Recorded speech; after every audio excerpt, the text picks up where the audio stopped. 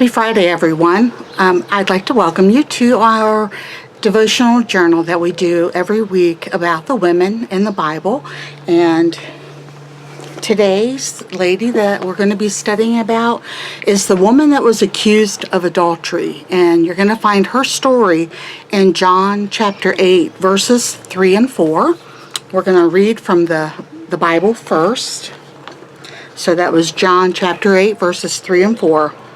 And the scribes and Pharisees brought unto him a woman taken in adultery.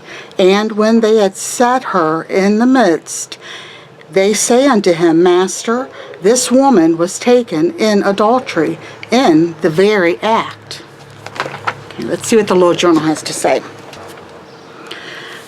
After being snatched up in the midst of an adulterous act, this woman was forced to stand before Jesus, pillared before her accusers and the rest of the gapers around her.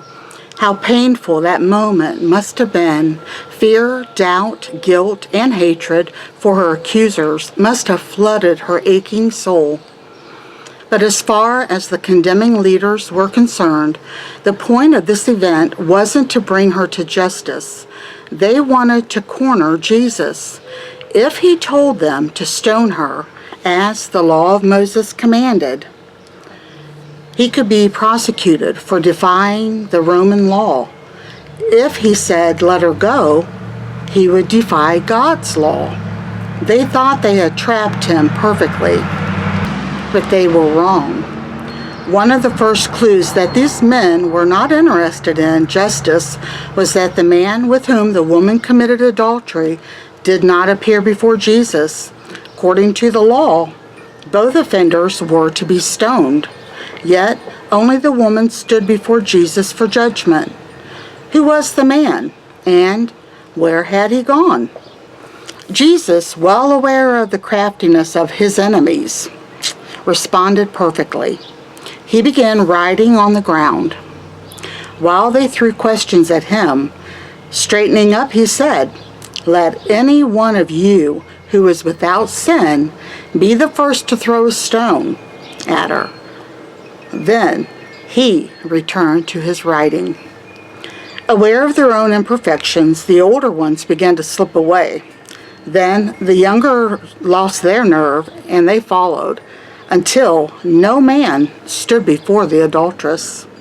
Woman, questioned Jesus, where are they? Has no one condemned you? She replied, No one, sir. Then neither do I condemn you, Jesus stated. Now go and leave your life of sin. Relief must have flooded this woman's soul.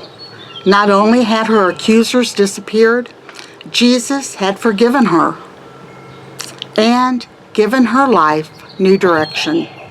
Perhaps at that very moment, salvation poured into her spirit. If she was wise, she never made that mistake again and began to live for her Lord instead.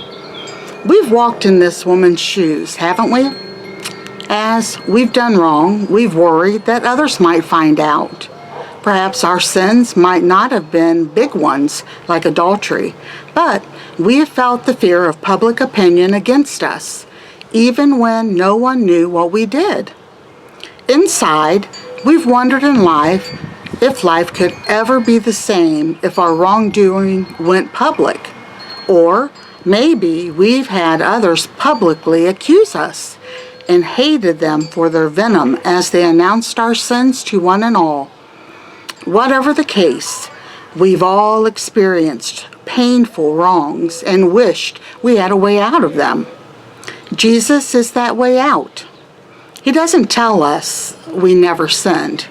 He doesn't excuse us, but he takes the wrong on himself, pays the price for it, and he commands us to live for him.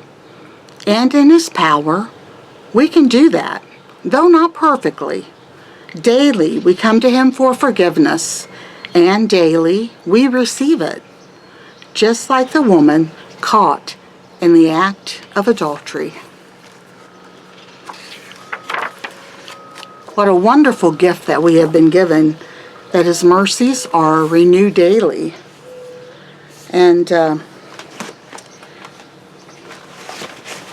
yeah, a lot of people tend to maybe point fingers or find fault in others.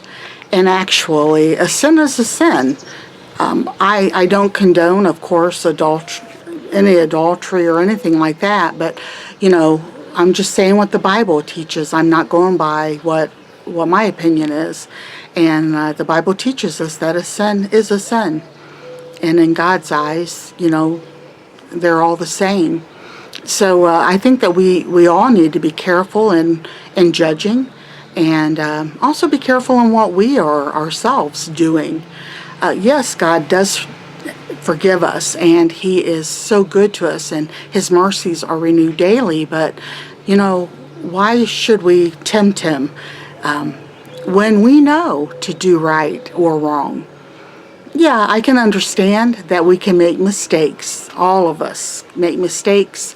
But if you're going back into sin time and time again, especially if it's the same sin, then I'm going to say that maybe you really need to ask God for forgiveness and then turn away from it and not do it anymore.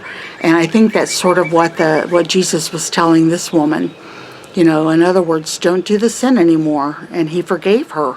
And what a loving master that we have, so kind and forgiving, and just is there to love us when we can't even love ourselves at times, right? So it's just a little lesson today, and this is what most of the lessons are. They're just little lessons that bring our minds so that we can think on ways that, as Christian women, that we can try our best to do better. We can all do better. Everybody can do better. We're not perfect, and we will not be perfect until, you know, we are in our heavenly bodies in heaven with Christ and all the other believers. So I hope that you enjoyed that little Bible study, and all I can say is if you have sinned, just go to God about it. I know that sometimes, especially being on social media, a lot of people have their sins or their wrongdoings brought up before, you know, the world, in other words, to see. And how sad. And like it said in this journal, how scary it would be if you knew that you had done wrong and there was things that you had done that you didn't want anybody to know, and then all of a sudden it's broadcast out over all of your YouTube channels and all of the people that follow you. Yeah, that would be scary. But if you turn it over to God, He'll help find a way to end all of that. And it might not be in our time, but it will be in His timing. And He always works things out good for those that love and serve Him. And I truly believe that. So, all right, thanks for joining me. And I will see you on next Friday with another of our lady devotionals. And we're almost done with that book. We're going to be starting something else. So, it's been enjoyable, and if anybody is interested that is new, I have a playlist of all of the studies that we have done, and they have went starting at A, of all the women that are mentioned in the Bible. And it's been very, very interesting to me, and it's also helped. They're just something small, but yet it kind of really revelates your mind and your heart to do more things Christ-like. And we just help each other along the way. So, all right, have a blessed day, and I'll talk to you real soon. Thanks. Bye. God bless.